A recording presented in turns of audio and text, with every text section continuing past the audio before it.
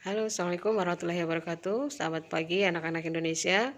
Bertemu kembali dengan Ibu pada video pembelajaran IPA. Kali ini kita akan membahas tentang hukum Newton 2. Di mana hukum Newton 2 ini dipengaruhi oleh percepatan dan massa. Ya, kita masih tentang gaya ya. Hukum Newton itu berkaitan dengan gaya.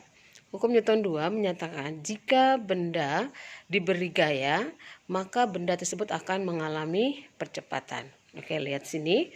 Di sini ada box ya. Ini benda ini awalnya kan diam. Lalu Ibu beri gaya. Nah, ketika diberi gaya atau digaya dengan cara didorong, maka benda tersebut akan mengalami percepatan. Nah, arah percepatan benda itu berbanding lurus dengan gaya yang diberikan. Nah, lalu yang kedua, bahwa gaya pada hukum Newton 2 dipengaruhi oleh massa. Ketika tadi Ibu mendorong ini dengan satu box, mungkin energi yang Ibu keluarkan tidak terlalu besar. Tapi sekarang bagaimana jika Ibu menambahkan satu box lagi?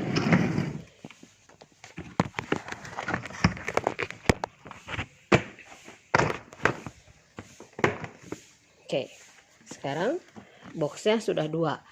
Kira-kira kalau Ibu berikan gaya yang sama seperti mendorong box tadi yang pertama, apakah akan sama percepatannya?